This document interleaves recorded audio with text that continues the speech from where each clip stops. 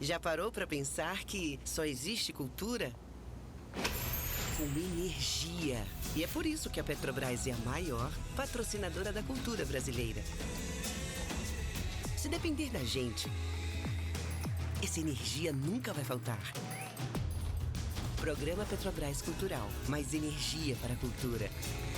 Petrobras, líder na transição energética justa. O Brasil é a nossa energia.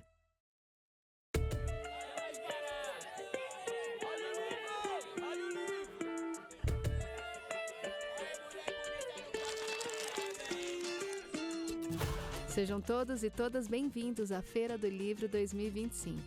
A Feira do Livro é uma realização da Associação 451, da Maré Produções Culturais e do Ministério da Cultura por meio da Lei Rouanet, incentivo a projetos culturais. Apresentador exclusivo Petrobras. Patrocínio Prefeitura de São Paulo e Motiva por meio do seu instituto na categoria Prata, Itaú Unibanco na categoria Bronze. Apoio Instituto Ibirapitanga, Pinheiro Neto Advogados e Enjoei.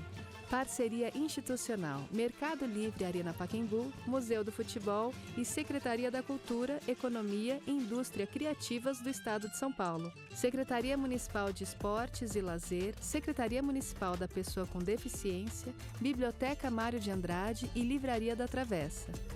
Apoio institucional Embaixada da França no Brasil, Instituto Camões, Instituto Cervantes, Canada Council for the Arts, Acción Cultural Espanhola, Ernesto Tsirunik Advocacia, ETAD, Vagalume, Ecoar, Quiro, Inside by Meliá São Paulo e Genópolis, Bubu Restaurante e Ovo. Parceria de mídia, TV Brasil, Rádio Nacional de São Paulo, Folha de São Paulo, UOL, JCDecaux, Revista Piauí e Publish News. Acompanhe a cobertura completa da Feira do Livro 2025 no site da revista 451. Acesse www.451.com.br e também nas nossas redes sociais, @a Feira do Livro. Viva o livro brasileiro!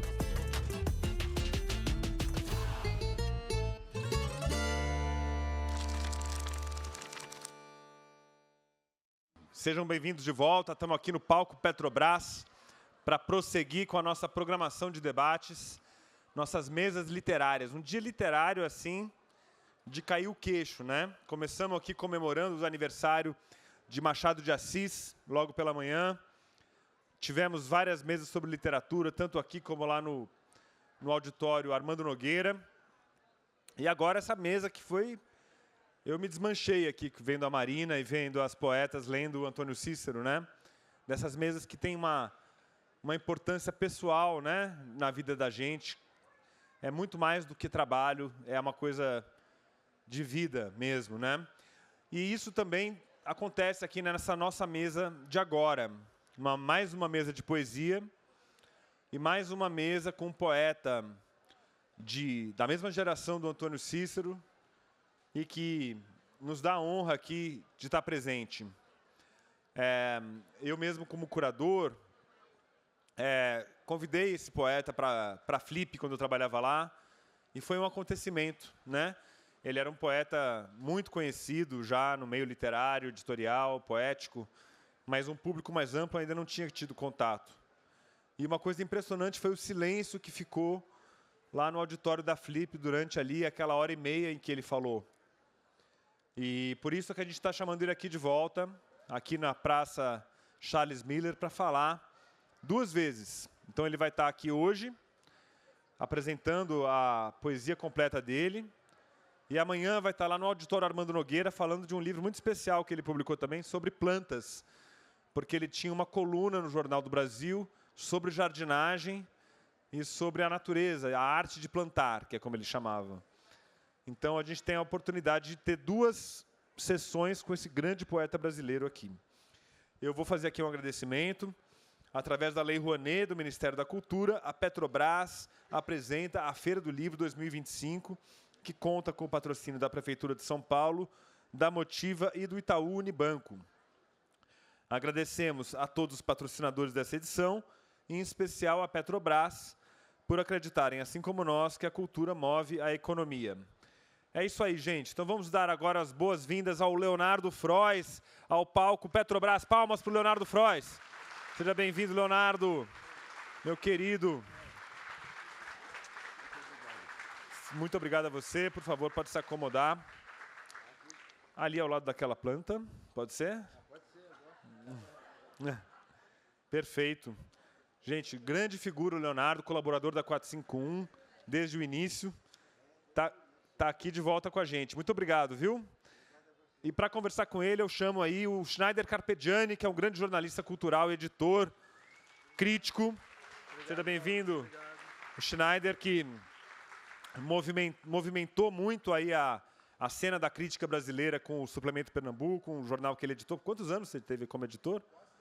Quase 10 anos aí, editando o Suplemento Pernambuco, importante publicação literária brasileira. Agora está como editor na Editora Autêntica também, lançando vários livros, alguns deles aqui que vocês puderam conhecer. E também é crítico literário, né, atuante, escreve na 451 também, em várias outras publicações. Então, vocês estão nas melhores mãos possíveis. O Schneider chegou a editar, o Leonardo, o livro lá da natureza, a arte de plantar. Ele foi o editor. Como foi, Leonardo? É verdade. E o Pernambuco publicou coisas minhas também. E o Schneider é ativíssimo e é um brilhante crítico literário. Eu sempre leio as resenhas dele na 451, sempre muito ponderadas, muito interessantes. É um prazer estar aqui nessa mesa junto com ele. É uma pessoa que só hoje eu conheci pessoalmente, mas cuja trajetória eu acompanho já de alguns anos, com muita admiração e respeito. Palmas para o Schneider. Muito obrigado. É isso, gente. Vamos lá com Leonardo Frois e Schneider Carpegiani. Obrigado. Obrigado. Chega a ser complicado começar depois de ouvir um elogio desse, Leonardo. Eu vou ficar nervoso, mas vamos lá. Através da Lei Rouanet de Cultura, do Ministério da Cultura, a Petrobras apresenta a Feira do Livro 2025, que conta com o patrocínio da Prefeitura de São Paulo, da Motiva e do Itaú Unibanco. Gente, a gente está aqui com essa grande sorte de ter um dos maiores poetas do Brasil no nosso lado, o Leonardo Frois, nascido no interior do Rio de Janeiro, em Itaperuna. Sua produção como poeta começa na produção em 68 com o livro Língua Franca, e desde então essa produção dele acompanha e nos acompanha por todos esses anos estranhos do Brasil, e no Brasil sempre é um ano estranho. Nos anos 70, ele publicou obras com títulos maravilhosos como Esqueci de avisar que estou, que ainda estou aqui, e Anjo Tigrado. Esse livro, o poema Anjo Tigrado, talvez tenha um verso nele que marca uma espécie de divisa na obra de Leonardo Frois, quando ele fala assim: mas um dia cismei, juntei tudo e joguei fora. Fui para o mato, de onde só sairei como um tigre. Talvez o verso indique uma das passagens mais lembradas da sua vida, que é sempre lembrado em perfis e entrevistas, quando, em 71, ele vai para Secretário, que é um distrito de Petrópolis, e de lá, desde então, ele passa a produzir grande parte da sua obra lá, não só como poeta, mas também como crítico literário, como tradutor. Nos anos 70, ele fez uma coluna chamada Natureza, no Jornal do Brasil, que teve uma repercussão gigante. Foi esse livro que a gente editou pelo Suplemento Pernambuco e que o Tarso de Melo vai conversar especialmente sobre esse livro amanhã aqui na feira. E é muito bom a gente estar aqui com um poeta que tem um trabalho que eu acho que todo mundo aqui, a maioria das pessoas que estão aqui, tem algum poema ou algum verso do Leonardo Frois na cabeça. Leonardo, eu queria justamente fazer essa conversa pontuando algumas questões dos teus poemas, e em alguns momentos eu queria até que você lesse alguns desses poemas para a gente, certo? Primeiro, eu queria comentar sobre um poema que, de alguma forma, ele serve como uma espécie até de autobiografia tua, e que é O Maluco Cantando nas Montanhas. Esse poema também, ele flagra uma coisa, eu gosto muito da tua poesia, que é um poema sobre o ato de escrever e sobre o que tem nesse ato de escrever. Eu queria que tu lesse um pouco esse poema, para a gente e aproveitasse também para ver se essa frase aqui dele, em que você coloca: todo mundo nesse mundo tem a sua fraqueza. A minha é escrever poesia. Eu queria saber se isso ainda permanece com você. Mas antes eu queria que você lesse o poema para a gente. Esse poema está na página 249.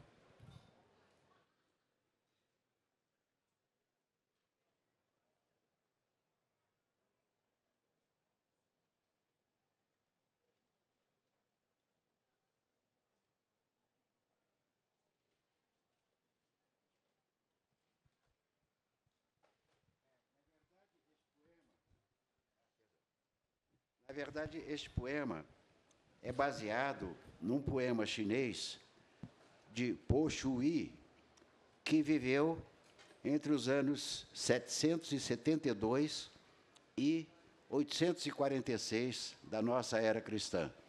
Eu não sei chinês, eu cheguei a começar a estudar chinês, mas não passei do beabá. Mas tenho este poema em diferentes versões, para francês, para inglês, para espanhol, em outras línguas, às quais eu tenho acesso. E ele me pareceu tão de acordo com o que eu mesmo sentia como poeta, que eu não resisti à impulsão de fazer um outro poema baseado neste poema chinês tão antigo. Aliás, a grande época da poesia chinesa, não é? É uma época que corresponde aproximadamente à Idade Média Europeia. E a China, neste momento, já era um dos principais países do mundo, como está voltando a ser hoje. É a civilização que tem continuidade mais antiga do mundo, não é? Daí eu acho que uma certa sabedoria chinesa, que parece que agora se revela de novo quando a China está se projetando cada vez mais, né? O poema se intitula Maluco Cantando nas Montanhas, e eu passo a ler.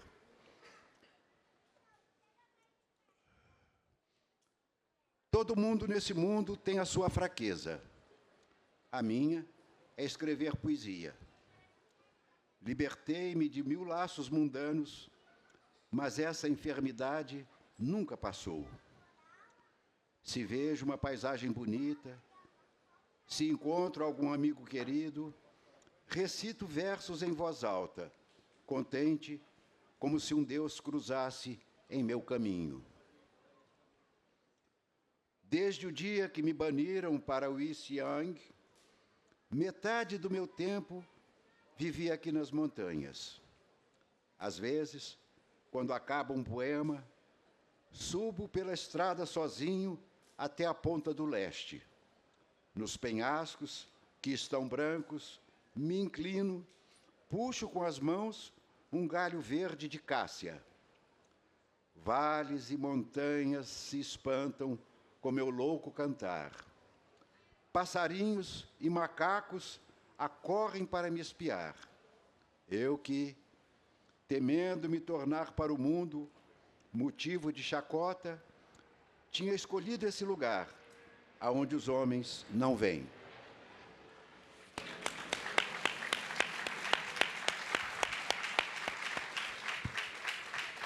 Eu tento, então, responder à pergunta do Schneider Carpegiani, em relação à fraqueza de que o poeta se diz vitimado nesse texto. E, de fato, eu acho que escrever poesia e abrir a boca para falar poesia é uma fraqueza, porque talvez os grandes poetas jamais tenham escrito um verso. Há pessoas que são dotadas deste sentimento poético, do qual eu também participo, mas são dotadas num nível tão alto que eles não vão perder tempo escrevendo, não vou perder tempo querendo conquistar a admiração alheia por aquilo que eu acho que escrevi de bonito ou de bem enunciado, né? Porque todo mundo, todos nós, temos este sentimento poético. Quem é que não se emociona diante de um raio de sol que vem iluminar a nossa vida? Quem é que não se emociona diante do sorriso de uma criança ou de um casal de namorados que está entregue a uma manifestação de paixão? Todos nós temos esses sentimentos poéticos, não é? E apenas alguns se tornam, devido à sua fraqueza, especialistas em escrever poesia. Não conseguem ficar de boca calada, não conseguem sentir a sua emoção e se bastar em se entregar a esta emoção. Sentem uma necessidade incontrolável de transmitir isso aos outros, de fazer com que as outras pessoas também se emocionem com aquilo que o emociona. Conto um detalhe biográfico autêntico de minha vida. Uma certa tarde, eu estava na minha casa em Petrópolis, trabalhando, como sempre, como tradutor, no meio de uma tarde, né? E, de repente, eu fui à janela para dar uma respirada do meu escritório e vi um arco-íris duplo sobre a cidade de Petrópolis. Talvez a única vez na vida que eu já vi um arco-íris duplo. Não sei se algum de vocês já viu. 2 arco-íris paralelos, um ao lado do outro, absolutamente completos, de um extremo ao outro do horizonte. E aquilo me emocionou de tal maneira que eu parei meu trabalho, eu estava sozinho em casa, bati à porta de casa e saí pelas ruas, chamando a atenção das pessoas. Eu abordava as pessoas na esquina, tinha 2 ou 3 conversando, e eu dizia: desculpe, mas já viram o arco-íris duplo? E as pessoas ficavam tão encantadas quanto eu. Então, eu acho que isso é que eu chamo de fraqueza do poeta, não é? Uma necessidade que você tem de dizer para todo mundo diz que vive num caos, cheio de problemas, cheio de compromissos, cheio de frustrações, e, de repente, diz: mas, gente, viver é tão bom, a vida é tão agradável, apesar dos pesares, é tão bom a gente sentir que está vivo, não é? Que eu, às vezes, não me contenho. Eu sou obrigado a tentar manifestar essas minhas emoções de forma escrita, não é? Leonardo,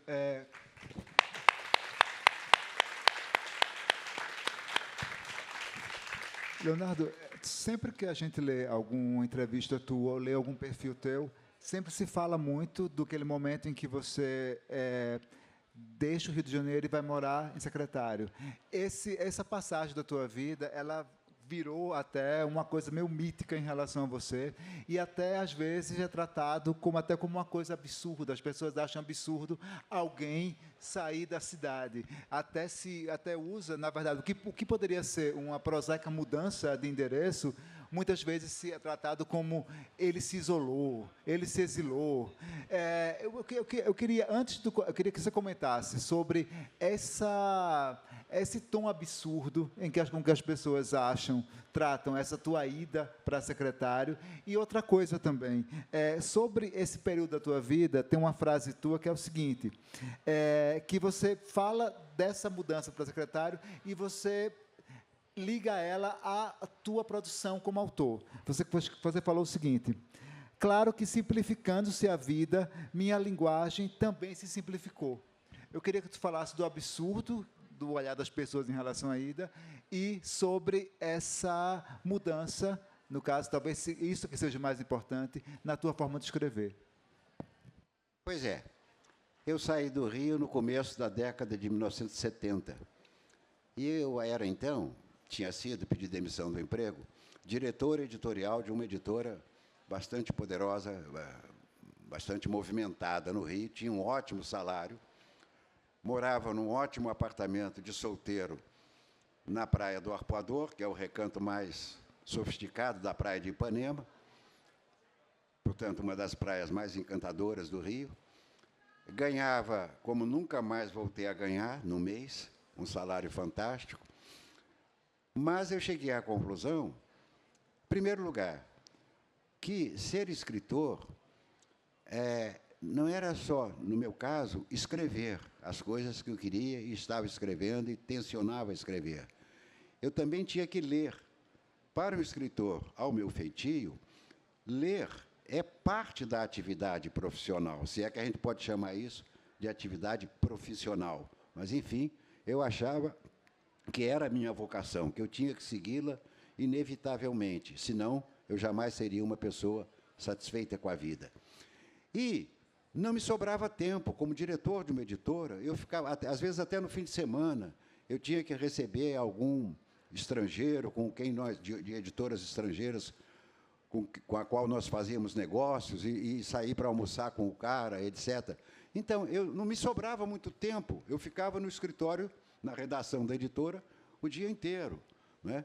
me sobrava muito pouco tempo de leitura. E eu disse, não, eu quero viver de um jeito que eu possa organizar a minha vida, daí que eu virei tradutor, não é? Eu traduzia parte do tempo e a outra parte do tempo eu podia dedicar às minhas leituras, que é coisa que eu faço até hoje. Todo dia eu leio alguma coisa, estou sempre lendo algum livro. Em geral, leio vários livros ao mesmo tempo. Mas todo mundo dizia para mim, os meus amigos conhecidos, você é maluco. Como é que todo mundo vem do interior para a cidade grande? E você vai sair da cidade grande para viver no mato, para viver na roça? Eu tinha morado antes no Rio de Janeiro, onde se processou a minha formação, em Nova York, em Paris e em Berlim. Depois de ter sido tão urbanizado nessas grandes cidades do mundo e diferentes línguas, né, eu fui viver na roça, num sítiozinho em Secretário que eu tenho até hoje, né, onde estou sempre. E ninguém entendia aquilo. Eu disse, olha, eu sempre fui muito impulsivo, estou sentindo necessidade de fazer isso.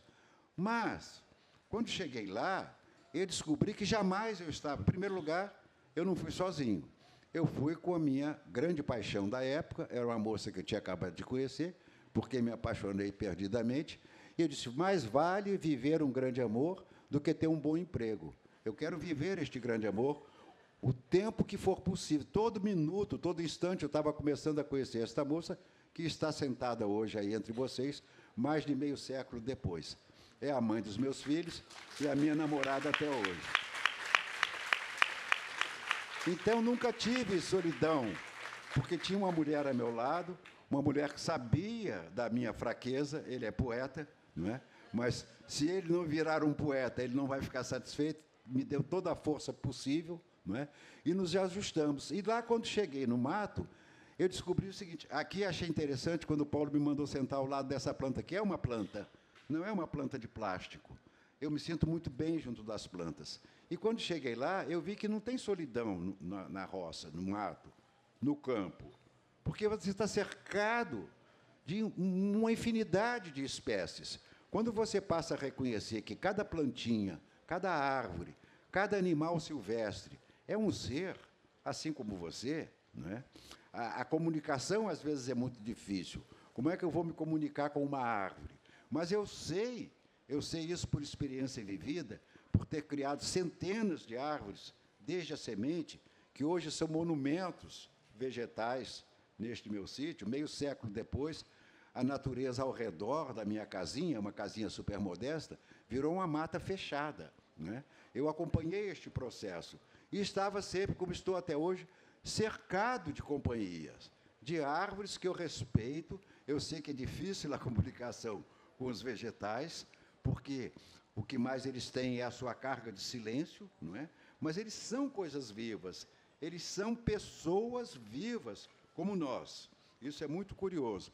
E sobre isso, talvez eu fale mais amanhã, quando o Tarso de Mello vai ser o mediador do encontro, que vou falar do livro que o Schneider editou pela Companhia Editora de Pernambuco, não é? É A Arte de Plantar, onde eu falo desse meu envolvimento com a natureza. Mas e quantos animais silvestres, não é? Com quantos animais silvestres eu pude conversar no silêncio da mata? Eu sempre passei a caminhar sozinho, dentro da mata, e são momentos inesquecíveis. Muitos desses momentos se refletem na minha poesia, claro, porque era o que eu estava vivendo, não é?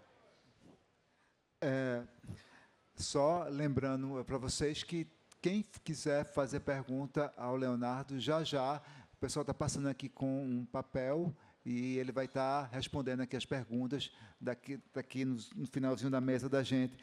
Leonardo, antes de fazer a próxima pergunta, eu vou puxar a sardinha, aproveitando que eu estou contigo aqui, que eu queria fazer uma pergunta justamente em relação ao meu poema favorito teu, que é a poesia Matança dos Mosquitos. Mas, antes de fazer a pergunta, eu queria que você pudesse ler esse poema para a gente, que está na página 199.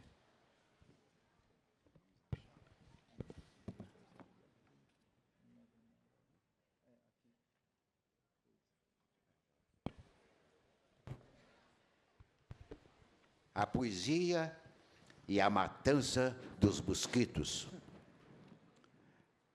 Cada poema original que escrevo à máquina contém pelo menos 2 ou 3 cadáveres de mosquitos esfregados no rolo.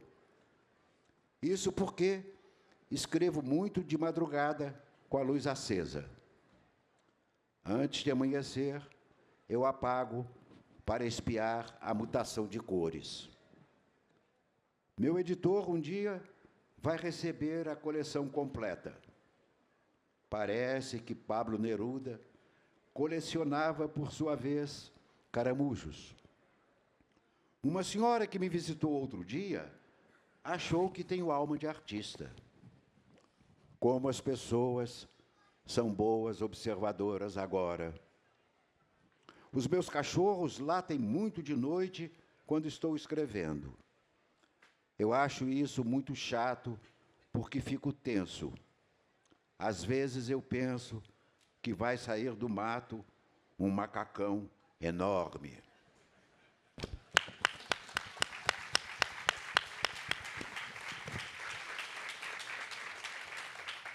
Leonardo, toda vez que eu leio esse poema, eu fico pensando nesses pequenos assombros que você, como poeta, você vai recolhendo e como, por exemplo, a matança dos mosquitos, que, na verdade, os mosquitos aí, de alguma forma, eles acabam se intrometendo no poema e virando uma parte do poema. Ou essa... Fica mancha na página. Eles, parece que o sangue do mosquito ele está escrevendo o poema junto com você.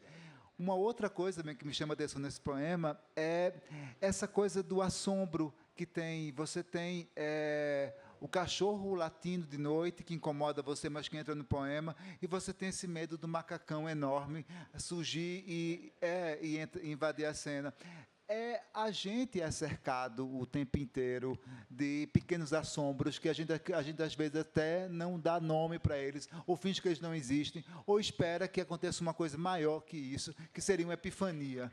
A gente não vê assombro porque a gente fica doido esperando, seja lá, por uma epifania. Tu podia falar desses assombros e desse poema especificamente? Eu vou contar. Eu gosto muito de referenciar sempre as coisas que eu digo a fatos vividos, porque fica claro que eu não trabalho no abstrato, embora às vezes um poema meu pareça até um pouco um ou outro poema literatura abstrata, porque a gente não entende muito bem, nem eu entendo muito bem de que se trata, né?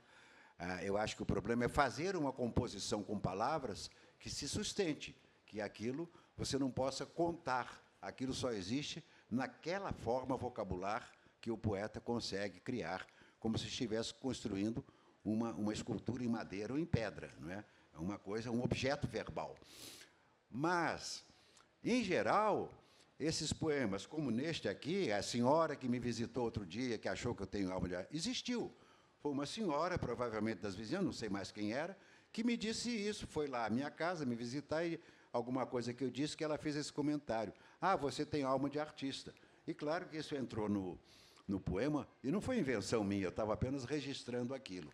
E quanto a essa intervenção casual do mosquito, do macacão enorme, que pode aparecer, poderia aparecer, eu me lembrei, enquanto você falava, que numa dessas madrugadas, geralmente era de madrugada, eu acordava muito cedo, ia para o escritório, e, em geral, ia para traduzir, mas, de repente, baixava o poema.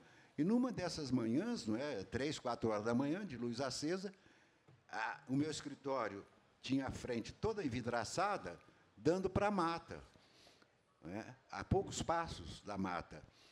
E um dia eu olho a minha mesa assim, dando de frente para este vidro, de onde eu vi a mata. E eu olho, o que eu vejo? Um coelhinho branco, do lado de fora, em cima de uma pedra, olhando para mim, com a mesma atenção que eu digo, mas que diabo veio fazer esse coelho aqui a esta hora?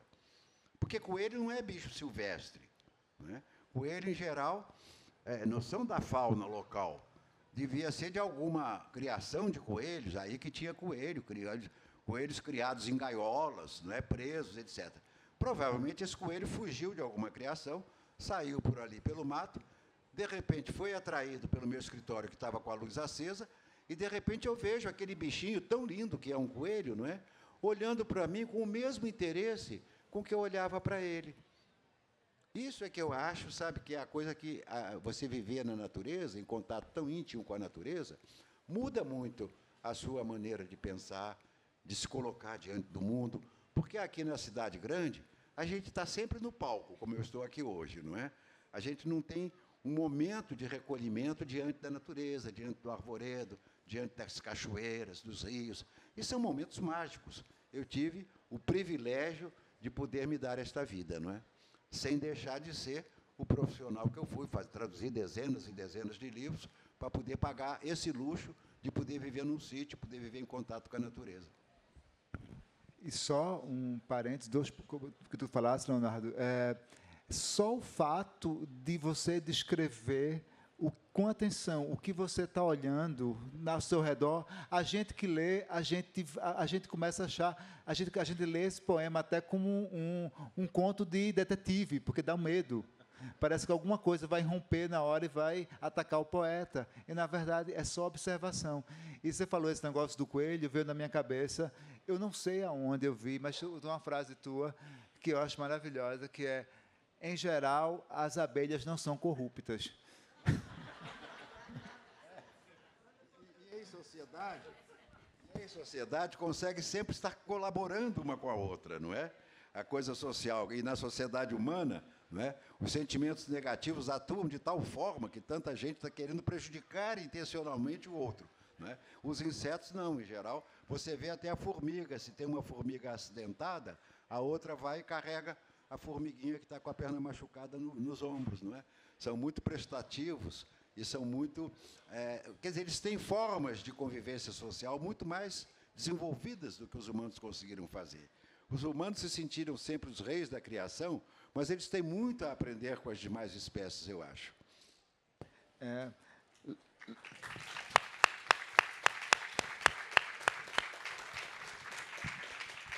Leonardo, a próxima pergunta é sobre o poema Justificação de Deus. Você podia ler para a gente? Ele está na página 133. Você sabe? O que eu chamo de Deus é bem mais vasto e, às vezes, muito menos complexo que o que eu chamo de Deus. Um dia, foi uma casa de marimbondos na chuva, que eu chamei assim no hospital, onde sentia o sofrimento dos outros e a paciência casual dos insetos que lutavam para construir contra a água. Também chamei de Deus a uma porta e uma árvore na qual entrei certa vez para me recarregar de energia depois de uma estrondosa derrota. Deus é o meu grau máximo de compreensão relativa no ponto de desespero total em que uma flor se movimenta ou um cão danado se aproxima solidário de mim. E é ainda a palavra Deus que atribuo aos instintos mais nobres, sob a chuva, notando que no chão de passagem já brotou e feneceu várias vezes o que eu chamo de alma. E é talvez a calma, na química dos meus desejos, de oferecer uma coisa.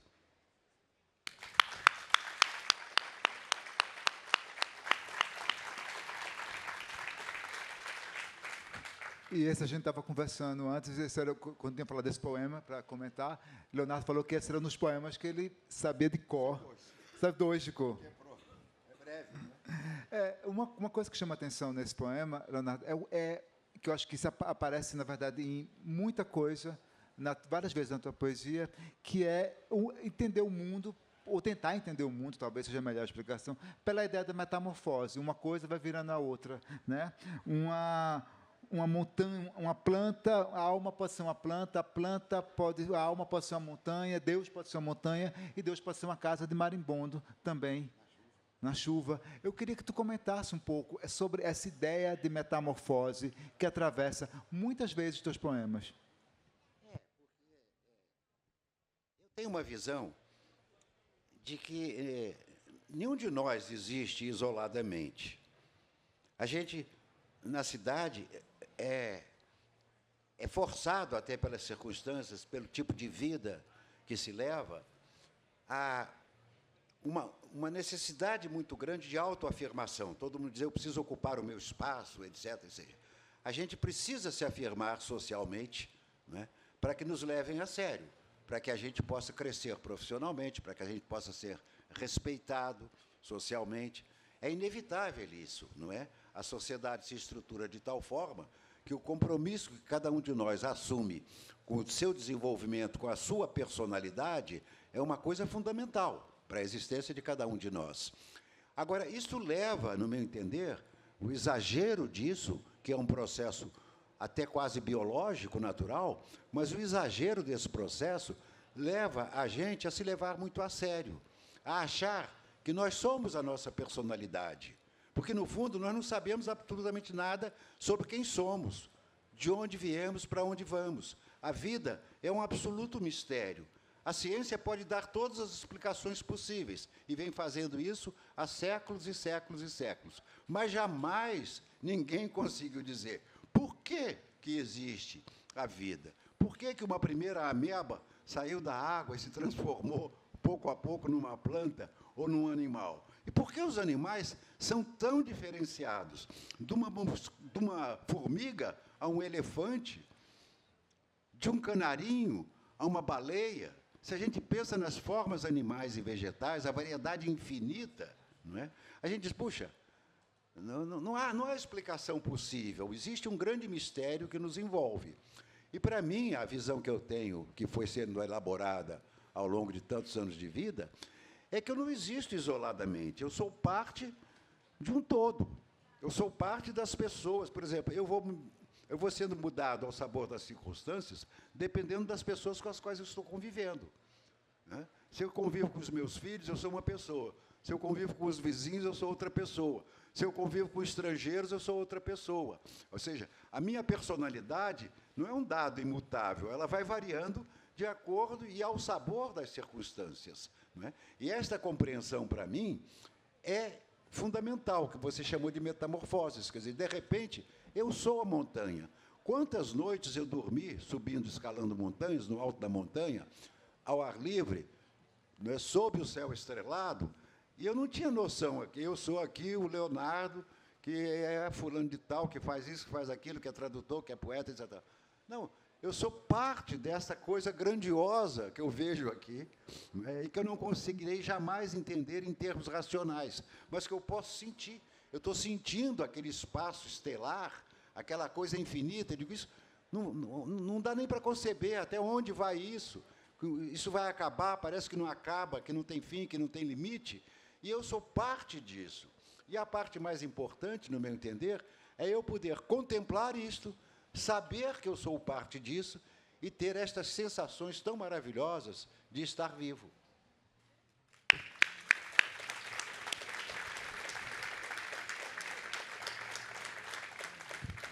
Leonardo, aproveitando, pegando a deixa que você falou de montanha agora, a gente vai ler a Introdução à Arte das Montanhas, que eu vou fazer a próxima pergunta sobre ele. Ele está na página 241.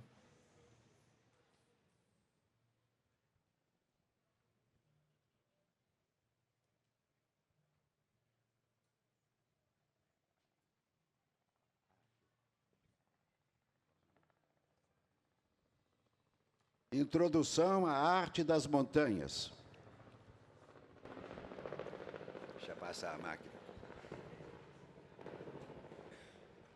Um animal passeia nas montanhas, arranha a cara nos espinhos do mato, perde o fôlego, mas não desiste de chegar ao ponto mais alto. De tanto andar fazendo esforço, se torna um organismo em movimento, reagindo a passadas. E só. Não sente sede, não sente fome, nem saudade, nem sede. Confia apenas nos instintos que o destino conduz. Puxado sempre para cima, o animal é um imã, numa escala de formiga que as montanhas atraem. Conhece alguma liberdade quando chega ao cume. Sente-se disperso entre as nuvens, acha que reconheceu seus limites, mas não sabe ainda que agora tem de aprender a descer.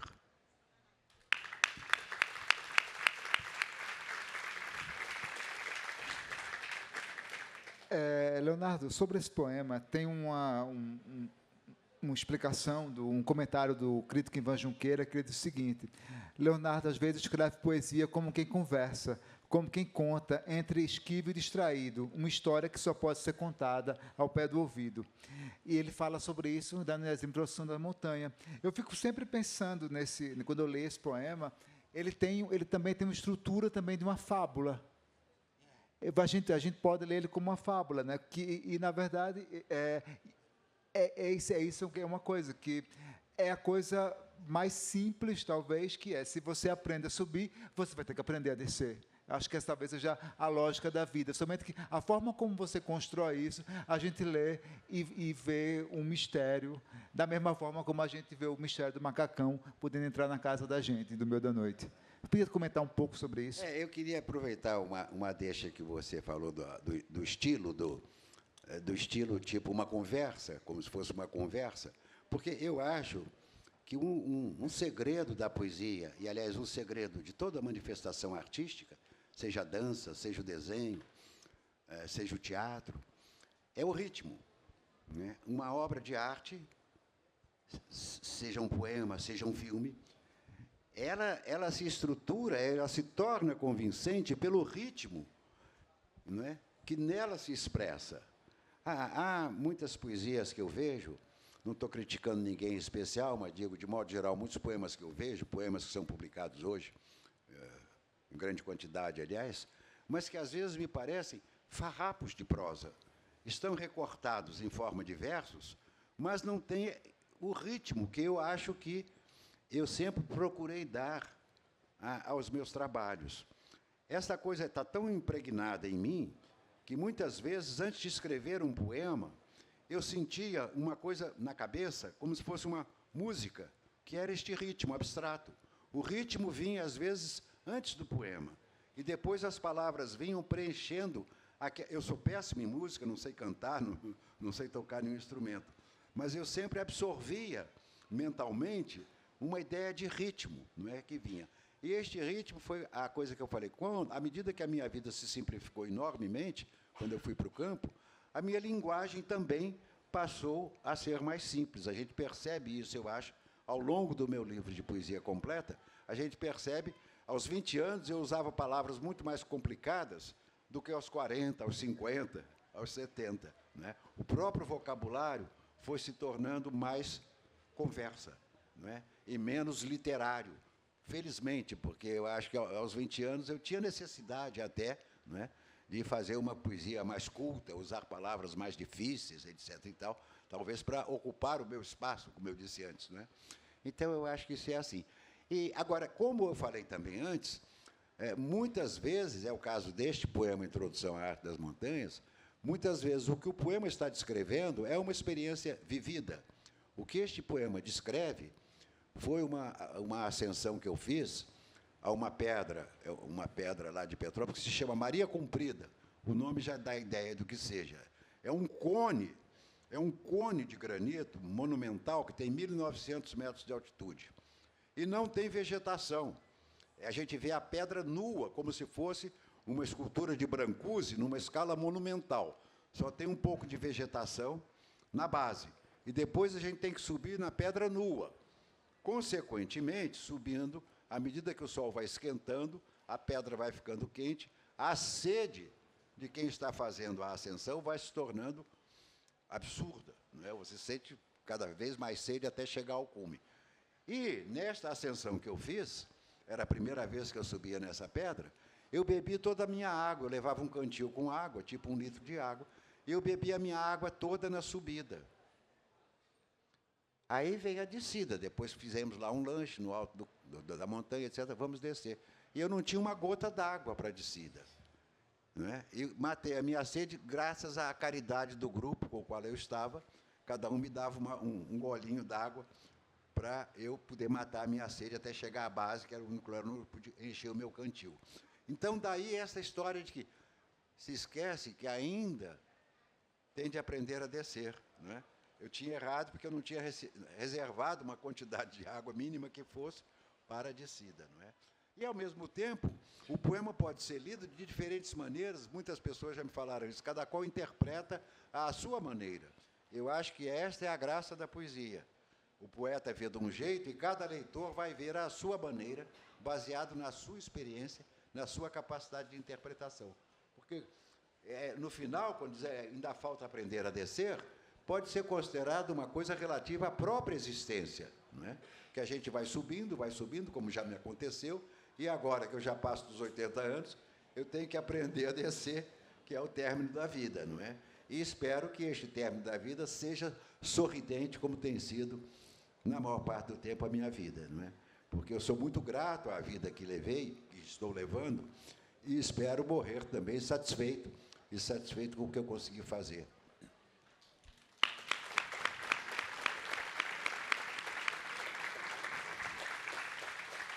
Leonardo, você falou agora da produção, né, de poesia recente. Eu fiquei pensando, agora, esse livro aqui, que saiu em 2021, pela 34, que traz a poesia reunida, inclusive é um livro que tu acho que conseguiu juntar livros teus que estavam completamente desaparecidos, né? Porque assim teve uma época que os livros saíram edições artesanais, né? Que você nem mesmo você tinha em casa esses livros. Eu queria saber, você está escrevendo o que agora? Nada. Eu acho que eu estou agora me curando da minha grande fraqueza, que foi escrever poesia. E sabe o que quer dizer? Eu estou escrevendo, sim. Já escrevi 2, 3, voltei a escrever para 451, com a qual eu colaborei desde o início, com muito prazer, porque eu adoro essa revista e acho que a iniciativa do Paulo Werneck foi uma coisa importantíssima para a literatura brasileira, porque ele lançou essa revista justamente no momento em que os jornalões todos, a Folha, o Estadão, o Globo, o Jornal do Brasil, os grandes jornais do Rio e São Paulo, acabaram praticamente com os espaços dedicados aos livros, não é? Antes, os jornalões davam resenhas periódicas, quase toda semana tinha um suplemento literário. Eu comecei, aos 18 anos, escrevendo num suplemento literário de um jornal carioca. E, com o passar do tempo, os segundos cadernos que abrigavam as contribuições literárias passaram a cuidar só mais de variedades, de divertimentos. Não é? Não estou falando com menoscabo, não, mas, quer dizer, eles cuidam daquilo que comercialmente tem mais importância que a literatura, shows musicais, espetáculos de teatro, filmes, etc. Você raramente encontra nos jornalões uma resenha de livro hoje, é uma coisa escassa. E a 451, no meu entender, veio preencher esse espaço. É uma revista muito bem feita, com ótimos colaboradores, não é? E combativa nas suas plataformas. E eu agora tenho escrito, voltei a colaborar recentemente, já escrevi 2 ou 3 artigos, já tem mais um pronto em casa para mandar para eles. Agora, poesia, desde que saiu esse livro, não escrevi mais nada. Não me deu vontade de escrever. Eu não sentia, antes de um poema, eu às vezes entrava num barato, assim, sabe, que eu chamava de estado poético. Eu estou sentindo que eu estou assim, um pouco acima do chão, né? E não sinto mais isso. Vai ver que passou. E se passou, passou. Eu não me sinto assim, obrigado a escrever poesia até o último dos meus dias vivos. E depois este livro tem 450 páginas. Ora, tem tantos poetas novos, mais novos do que eu, não é? Que estão aí querendo publicar seus livros, muitos não conseguem. O meu tem 450 páginas. É uma vida inteira dedicada à poesia. Estou satisfeito com o que aconteceu. Agora, sobretudo, é porque eu não quero me forçar a escrever poesia. Nunca aconteceu isso, e eu não quero que aconteça nestes meus anos finais de vida, não é? Eu me forçar. Mesmo porque isso é perigoso. Eu sei, não vou citar nomes, para não parecer que eu esteja criticando mortos, mas eu sei de grandes poetas já mortos que ficaram escrevendo até os últimos dias de vida e escreveram bobagens em relação às grandes coisas que eles tinham escrito antes, né? Ou se repetiram, escrevendo coisas que já tinham escrito, né? Repetiram o ritmo, ou repetiram os temas, e isso eu não acho necessário, não é? Eu acho que com este livro eu dei o meu recado, o fundamental, o que eu precisei dizer está dito neste livro de 450 páginas. Agora, ninguém sabe o que vai acontecer, mas pode ser que eu ainda escreva uma ou outra frase poética ou um ou outro poema, não sei.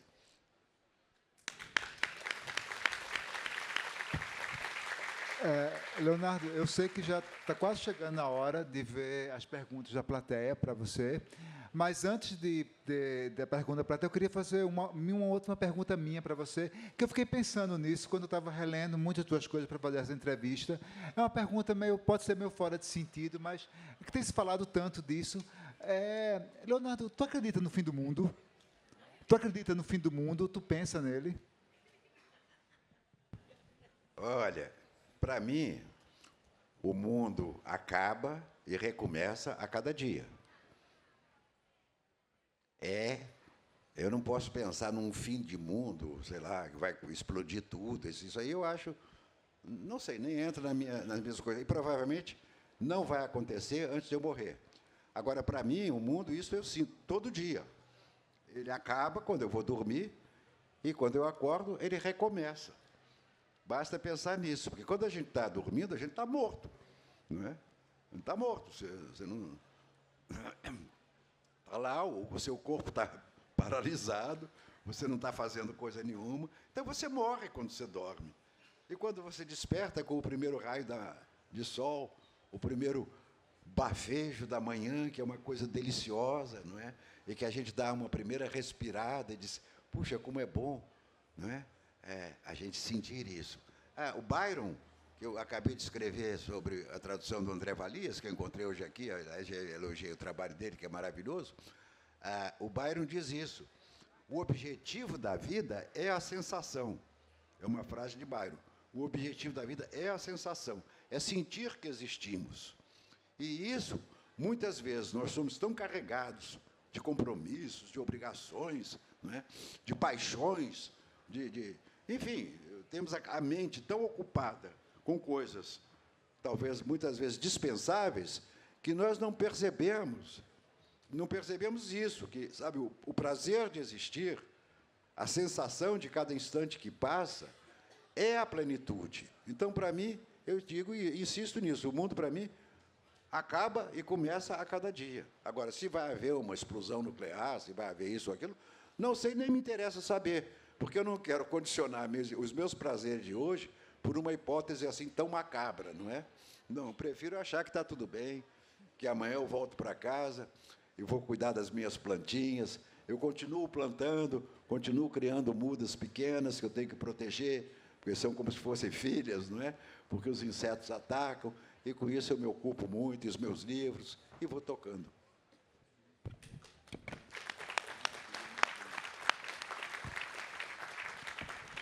Leonardo, agora que a gente já falou do fim do mundo, agora vamos ver para as perguntas da plateia. A primeira, alguém fala o seguinte, alguém no final disse que adora o seu trabalho e manda um coraçãozinho para você, mas faz a seguinte pergunta. Olá, Leonardo, peço uma dica. Como escrever vivendo no mundo corrido e com contas para pagar? Como escrever vivendo no mundo corrido e com tantas contas para pagar? Sempre me pareceu que os grandes artistas viveram de boemia. Bom, quando eu fui para o mato, me disseram isso. Disse, qual é o seu segredo? Eu disse, muito simples. Eu troquei o uísque pela cachaça. É a verdade absoluta. Eu sempre gostei de uma bebidinha, hoje eu só tomo vinho e, às vezes, uma cerveja, mas eu sempre gostei de um destilado. E, claro, quando eu era rico, morando em Ipanema e jantando nos restaurantes mais caros, não é? Levando uma vida de burguês, eu tomava uísque. Quando eu fui para o campo, eu passei a tomar cachaça, não é? E sabe, por exemplo, roupa, eu não precisava mais de roupa, porque eu vivia de calção e camiseta, e pé no chão o tempo todo. Então, eu não precisava gastar dinheiro com roupa. Eu não gastava dinheiro com restaurantes, porque não tinha restaurante, não tinha onde ir. Eu não gastava dinheiro com teatro, com concertos, que eu gostava muito, não é? Estava sempre nos concertos do municipal, custava caro. Aqueles prazeres urbanos todos, para mim, deixaram de existir. E, em compensação, surgiram inúmeros outros, como escalar montanha, por exemplo, que é uma coisa extraordinária, que eu nem sabia que eu tinha competência para isso. Nunca fui muito de exercício, mas depois dos 30 anos, eu me tornei um grande caminhante, de fazer caminhadas de quilômetros, de subir montanhas altas, etc. Então, eu descobri outros prazeres que não custam nada. Você, por exemplo, subir uma montanha, você não gasta nada. Basta você levar um sanduíche para comer lá em cima e um cantil com água, não é? Eu acho que, é claro, cada pessoa tem os seus problemas e as suas dificuldades. Agora, se a necessidade de escrever, eu aí lembro de um livro que foi fundamental para mim e para tantos poetas, As Cartas a um Jovem Poeta, do Rainer Maria Rilke. Né? Vocês devem conhecer, pelo menos, a temática do livro. É um poeta jovem que se dirige a ele, né, pedindo orientações para como se dedicar à poesia e se tornar o grande poeta como era já o Rilke, famoso em toda a Europa, no mundo inteiro. E ele, lá pelas tantas, ele diz assim, olha, você deve se fazer a pergunta, se eu não escrever, eu morro? Isso, para mim, sabe, é a redução extrema. Escrever para você é uma coisa indispensável ou é apenas um capricho? Se for apenas um capricho, tudo bem, você pode descartar. Agora, se for uma coisa essencial à sua natureza, né, à sua vocação, se você não fizer, você morre. Você tem que se fazer essa pergunta. Né? Então, eu escrevo. E escrever, né, hoje em dia, a gente vive um condenado, que a pessoa escreve e tal, organiza um livro, quer publicar o livro, quer aparecer, né, é absolutamente normal. Agora, escrever é uma coisa. Querer se confundir com aquilo que escreveu, publicar livro, né, aparecer na mídia, ser conhecido como escritor é outra, independente do fato de escrever. Quanta gente deve ter escrito, quanta gente escreveu diários, por exemplo, cartas literárias, e nunca publicou nada e não entrou na história literária. Mas o ato de escrever, eu tenho uma grande amiga que está aqui presente hoje, que ela escreve diário todo dia, há anos. Há anos. E ela já foi passar dias conosco no sítio, e eu vi que é isso mesmo. Lá ela escrevia, eu não vou dizer o nome, que ela deve estar aqui, e eu não quero expô-la sem autorização dela. Mas ela escreve um diário há anos. Quer dizer, para ela, o ato de escrever é fundamental para o seu equilíbrio psicológico. É uma coisa que faz parte da vida dela.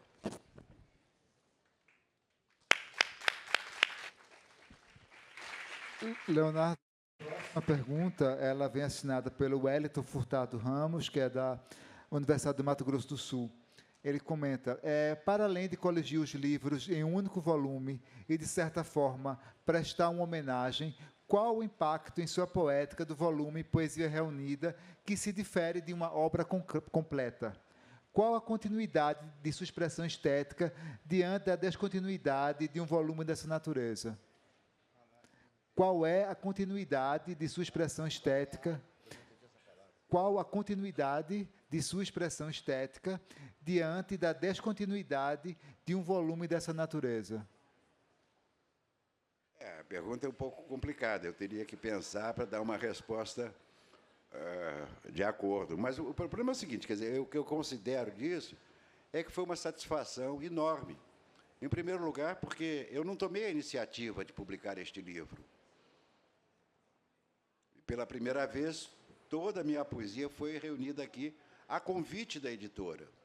Eu fiquei extremamente feliz, primeiro porque eu conheço a Editora 34, é uma das editoras mais seletas do Brasil. É uma editora que não publica bobagem. E quando eles me convidaram, eles sabiam, não é, o que eu tinha a oferecer. Eles que me propuseram publicar a poesia completa. Eu chamei de poesia completa, e aí me disseram, não, poesia completa só para o poeta que já está morto. A sua tem que ser poesia reunida. Eu disse, tudo bem, para mim tanto faz. Quer dizer, o que eu sei que é uma coleção. E foi uma satisfação enorme, porque aqui estão, desde os meus 2 primeiros livrinhos, não é, que eram livrinhos muito pequenos, porque eu mesmo que os editei, que os publiquei, e que só circularam entre amigos. Houve um livro de 75, talvez por aí, chamado Anjo Tigrado, que saiu em 300 exemplares. Né? Então, aquilo circulou apenas entre amigos, entre alguns parentes, era mais uma ação entre amigos. Não é? E ter um livro dessa natureza, ontem mesmo, ontem, hoje é sábado, ou foi hoje? Não, foi ontem. Eu cheguei ontem, no final da tarde, e passei numa... Aliás, eu disse que ia recomendar a livraria, e vou recomendá-la, porque é um casal muito simpático. Eles tinham o meu livro lá, este à venda. Chama-se a Livraria Bandolim. A Livraria Bandolim, que fica na Rua Conselheiro Brotero. Santa Cecília. Aqui na região, E é uma livraria extraordinária, um casal ainda jovem, muito simpático, e seleta os livros que eles têm, sabe, só coisas de boa qualidade, a loja muito bonitinha. E eu prometi ao casal proprietário que ia recomendar, e estou recomendando a livraria Bandolim. Então, para mim, não sei se eu estou respondendo a pergunta, que eu achei um pouco complicada para eu responder, é uma alegria imensa saber que agora, né, muita gente que nunca me viu, nunca me ouviu falando, não sabe nem quem eu sou direito, mas tem acesso e pode ter o meu livro. Imagina que alegria é isso, não é? Porque a poesia hoje, a gente sabe, a poesia hoje é a prima pobre da literatura, não é? Porque as pessoas dão muito mais importância à ficção, que às vezes permite até que um ficcionista, um autor de romances, sobreviva com o seu trabalho. Mas eu sempre faço questão de dizer isso. Poesia, para mim, não é trabalho, é vocação. Não é profissão, é vocação. Quem se dedica à poesia tem que saber disso. Não é uma profissão como médico, dentista, advogado, professor. Não é? É um hobby, é uma coisa que a pessoa faz sabendo que aquilo não é um meio de vida. Não é? Aquilo é um exercício de vida, mas não é um meio de vida porque não dá dinheiro, não dá a projeção que já deu no passado para ninguém. Mas quem tem esta fraqueza, não tem jeito, não é? Tem que seguir este caminho.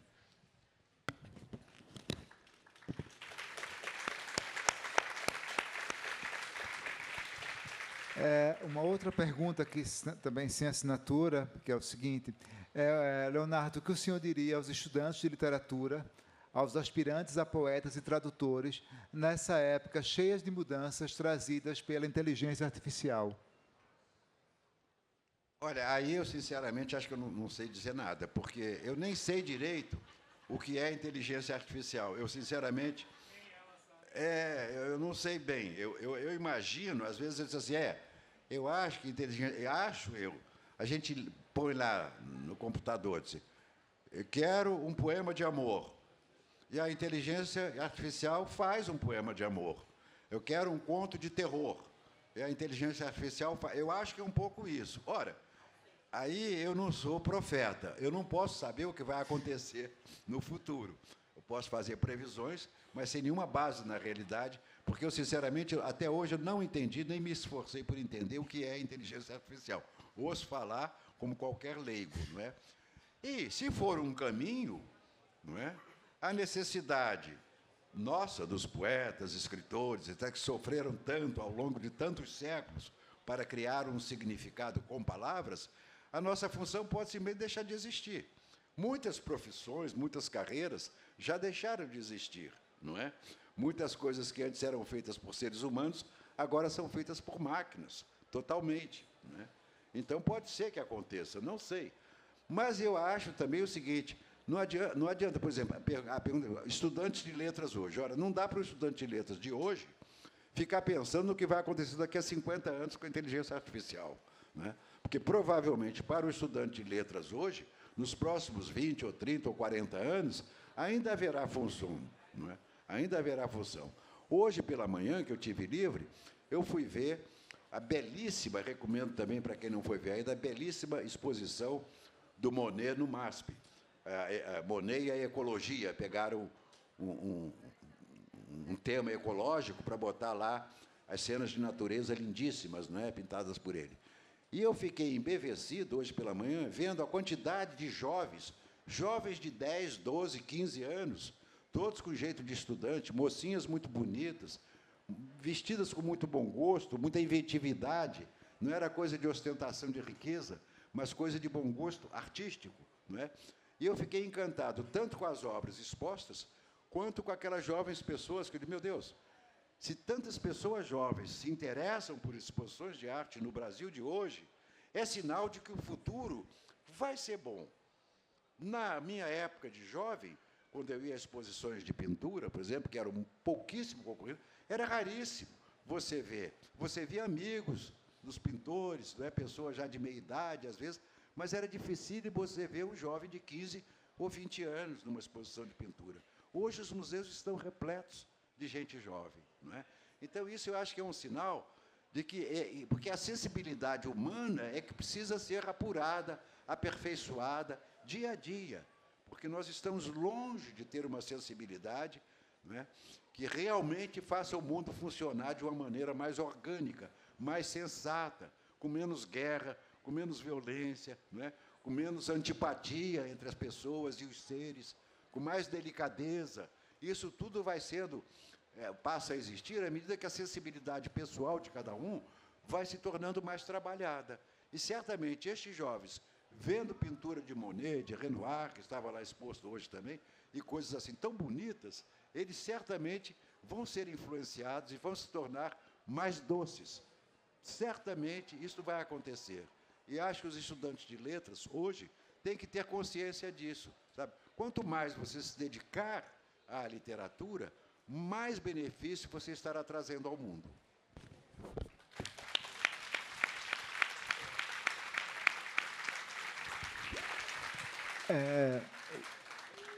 Leonardo, tem o Carlos Cantoni, ele faz uma pergunta que é espinhosa, mas tem que ser bem direta, bem espinhosa, que é a questão: Leonardo, qual a sua palavra preferida? A minha palavra preferida? Sim, essa eu acho espinhosa. A minha palavra preferida eu acho que depende do momento que eu estou vivendo. Hoje, por exemplo, eu diria bandolim. É linda a palavra. É linda.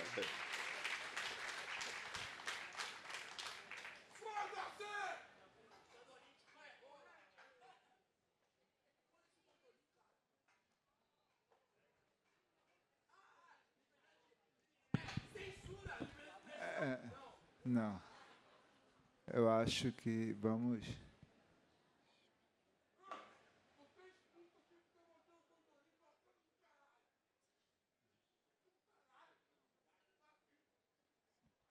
Gente, teve essa interrupção agora. Eu fico muito contente que a minha capacidade poética seja capaz de despertar reações como esta.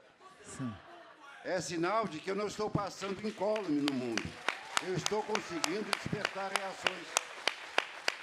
Esta é a força da poesia. E a força da poesia é superior à violência. É superior à violência. Eu te dou um beijo. Você precisa ser amansado. Você precisa ser amansado.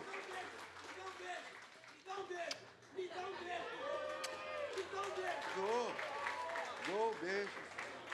Dou o beijo. Vou lá e dou o beijo nele. Dou o beijo. Hein? Então, acho que ele está muito agressivo. Ela não quer.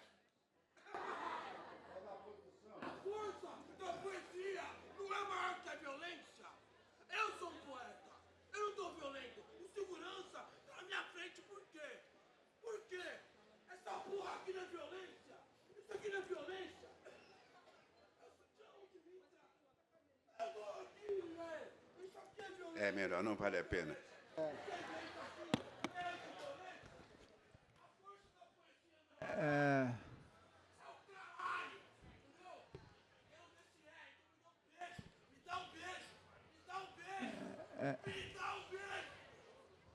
Leonardo, acho que, em primeiro lugar, eu quero pedir desculpa por isso.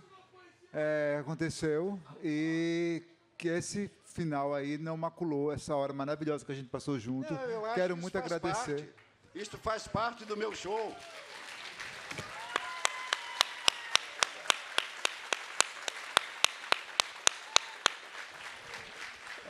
Gente, parabéns pelo show, Leonardo, e voltou a fotografar agora com o encerramento da mesa. Obrigado, gente.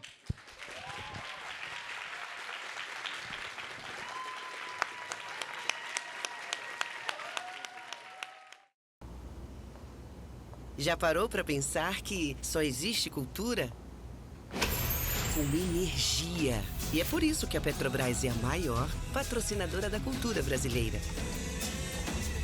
Se depender da gente, essa energia nunca vai faltar. Programa Petrobras Cultural. Mais energia para a cultura. Petrobras, líder na transição energética justa. O Brasil é a nossa energia. São Paulo é arte, cultura e criatividade, com mais de 200 espaços culturais da Prefeitura de São Paulo em todas as regiões da cidade. E grandes eventos, como a Virada Cultural, que em 2025 reuniu cerca de 5 milhões de pessoas. Neste ano, a Secretaria de Cultura e Economia Criativa já promoveu mais de 5 mil atrações gratuitas e 319 milhões de reais foram anunciados em editais de fomento. Isso é São Paulo, cidade de todas as artes. O brasileiro não sabe ser pequeno. É da nossa natureza mover a vida como gigantes. Por isso a CCR, maior empresa de infraestrutura e mobilidade do Brasil, está movendo a sua marca para um novo momento. A CCR agora é Motiva. Mais do que estradas, trilhos e aeroportos movendo o Brasil. Uma marca que já nasce gigante, como você. Motiva. Você nos move.